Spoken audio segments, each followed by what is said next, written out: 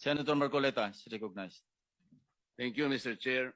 Secretary Vince, naniniwala ka ba na ang bulok na sistema ng DPWH na pinagsasamantalahan ng napakaraming tao ang problema natin ngayon? Tama po kayo. Naniniwala po ako. Kahit na magpakulong pa tayo ng napakaraming contractors. Halimbawa, 1 milyon na contractors at sa mga opisyalis ng DPWH, pag hindi natin nakorek ang sistema, walang mangyayari.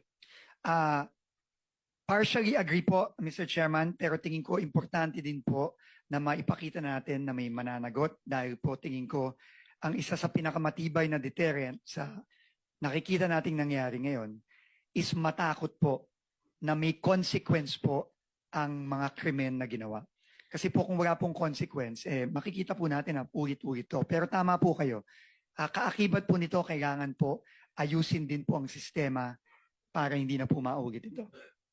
Pero kung ang mga nahuhuli mo, na ipapakulong mo, mga butete at saka mga sapsap, wala rin mangyayari, tama?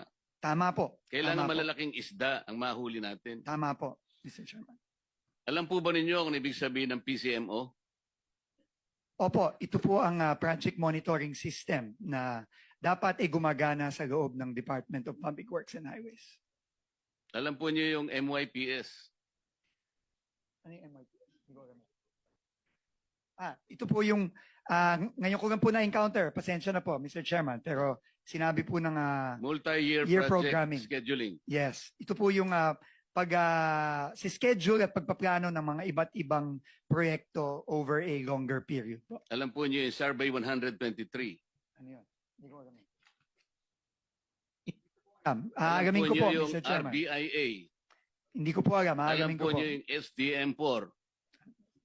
Hindi din po. Hindi ko din po alam yun. Ang problema po kasi ito yung mga sistemang ginagamit ng mga kawatan sa inyong departamento. Sabi ko nga, kung puro sapsap at mga butete lang ang pakukulong ninyo, walang mangyayari. Agree po ako. Pero sana po, kung makulong po natin itong mga sapsap, sana po magaman din po natin kung Hindi sino po yung yun mga ang nasa layunin itaas. ng kumiting ito. Hindi sapsap, hindi butete ang aming hinahanap. Agree po. Yung malalaking isda para matigil po ang mga kawatan. Agree po, Mr. Chairman. Alam po ba ninyo na yung sumbong sa Pangulo ang ginamit na batayan ay yung MYPS? Opo, yun po ang ginamit na batayan.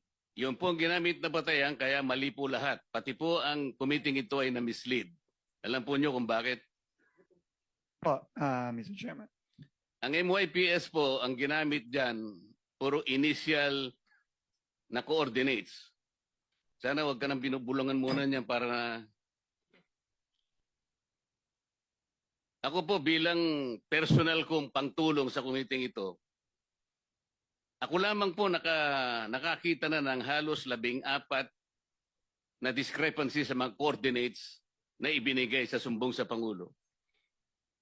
Naniniwala po ba kayo? Mamaya bibigyan ko kayo ng kopya at ibibigay ko rin sa komite ang 15 proyekto na mali ang coordinates.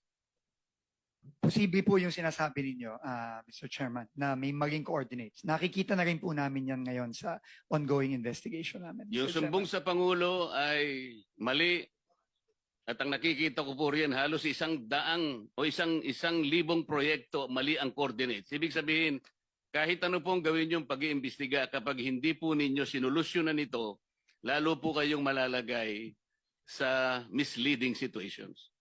Naniniwala po kayo? Naniniwala po ako. Kailangan pong solusyonan ito at ayusin itong mga sistemang ito. Ang PCMA po ang sinasabi nila geotag at real time. Hindi po totoo yan. Naniniwala po kayo? Opo, Mr. Chairman. Kailangan po ninyong makita yung kabulukan ng sistema. Kaya po kanina nalulungkot ako sapagkat wala dito si Yusek Cabral. Alam po ba ninyo na si Yusek Cabral ay nag-text kay Senator Soto? Opo, nakita ko po yung privilege speech po ni Senator Lacson na pinakita yung text message. Concentrate po tayo sa text niya kay Senator Soto. Yung po'y ginawa niya nung kami po ay ma-proclaim bilang senador. Tinanong po ba niyo siya kung bakit niya ginawa yun? Opo, tinanong ko po siya. In fact, nung una ko pong siyang tinanong, sinabi po niya wala siyang communication kay Senator Soto. Na hindi totoo. Well, clearly po, hindi po totoo dahil lumabas po yung text message at kinonfront ko po siya ulit at nagpaliwanag po siya na sinasabi po niya, siya po daw ay nagtatanong kung meron pong priority project ang opisina ng senador, which is clearly hindi consistent po dun sa unang sinabi niya sa akin. Sinabi nga po ng ating chairman sa kanyang privilege speech, Yusek Cabral was lying to her teeth. Totoo naman eh. Bakit po niya ginawa yun? Siguro po, meron po siyang tinatago, Mr. Chairman. Hindi lamang po yun.